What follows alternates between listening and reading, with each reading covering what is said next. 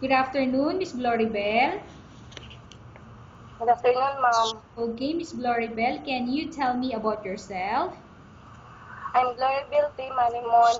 I'm 28 years old and I'm married to Jinel Marimon. I have one child named Glory Jean T. Marimon. She's 8 years old. Okay, I have few questions for you to answer, so let's start. Why do you want to work as a maid? I want to work as a maid so that I can help my family. Why you choose Malaysia when there is a lot of other country? I choose Malaysia because it is a nation country and it's near to the Philippines. How are you qualified for this job? I'm qualified for this job because I already have an experience in working abroad. Okay, may I know what is your education level is? I'm a high school graduate. What is your recent experience? My recent experience is I'm an ex-abroad, Okay, as what is your position when you work in abroad? domestic helper. Okay, have you worked abroad before? Yes. Can you please tell the place and how many years you worked for? In Kuwait City for 2 years and 2 months. Okay, do you have experience of taking care of baby? Yes, ma'am. And whose baby you are taking care of? My baby. What about elder people? Do you have experience taking care of an elder? Yes, ma'am. So whose elder you are taking care of? My father. So how old is your father when you take 14, care of him? 49. 49 years old. Do you have any other special skills? Yes, ma'am. So may I know what special skills that you have? I know how to do hairstyle. Hairstyle and other? I know how to cook. Mm-hmm. Are you willing to learn new skills? Yes, ma'am. Are you willing to work with a family where the mother-in-law or relatives stay together? Yes, ma'am. Currently, are you still working now? No, ma'am. Do you know how to cook? Yes, ma'am. What sort of food can you cook? Filipino and Arab foods. Okay, so in Arab food or Arab dishes, can you please tell me the food that you can cook in Arab? Biryani, ma'am. Biryani. So what about Filipino dishes? Adobo. Okay. Are you aware that you will have to do washing, cleaning, ironing, and cooking? Yes, ma'am. From all the house chores, which do you like most? Cleaning the house. If ever you were selected to work in Malaysia, who will take care of your kids? My husband and my parents. You are not allowed to use handphone during working hours. Ma'am? Okay, Miss Gloribel, the question, you are not allowed to use handphone during working hours. Yes, I know, ma'am. Okay, you are only allowed to use handphone after you finish all the works and when going to bed. Yes, ma'am, I know. You are strictly needed to surrender the handphone to your employer in the morning and your employer will return to you once you're going to bed.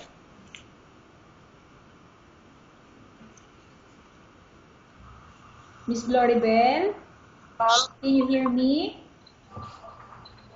Ma'am? Okay, the question again, you are strictly needed to surrender the handphone to your employer in the morning and your employer will return back to you once you're going to bed. Yes, I know, ma'am.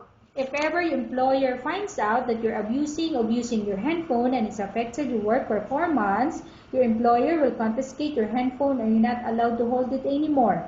Instead, your employer will allow you to call to your family 3 times in a month. You're only allowed to bring normal phone and you're not allowed to bring smartphone. Are you agreed for the terms and condition? I agreed, ma'am. Are you agreed to the rules and regulation for the handphone? I agreed. How many years is the contract as you agreed and understand? 2 years, ma'am. Can you describe for me your ethics or your attitude? I am trustworthy, loyal, and helpful. Okay. How can you assure to us that you will work hard in Malaysia? I can assure and promise to you that I will work hard in Malaysia. Can you promise not to use the telephone without the permission of your employer? Yes, ma'am. Can you promise not to put on makeup but to dress properly while work? Yes, ma'am. Can you promise not to invite friends and relatives without the consent of your employer? Yes, ma'am. Can you promise not to ask for advance salary from your employer under any circumstances? Yes, ma'am. Do you really understand of the rules and regulation of the agency?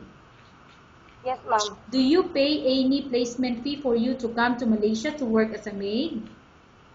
No, ma'am. Do you have any history of sickness, example breast cancer or any other illness? No, ma'am. Do you suffer from any skin diseases, allergy or physical defect? No, ma'am. Have you suffered from any serious illness? No, ma'am. Have you undergone any operation? No, ma'am. Are you medically fit? Yes, ma'am. Are you in any medication? No, ma'am. Are you allergic with any food? No, ma'am. Are you prepared to work for the employer of any race? Yes, ma'am.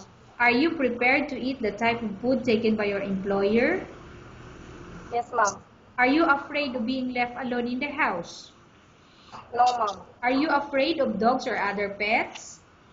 No, ma'am. Can you promise to work according to instruction from your employer? Yes, ma'am. Do you have any immediate family working in Malaysia? Ma'am? Do you have any immediate family working in Malaysia?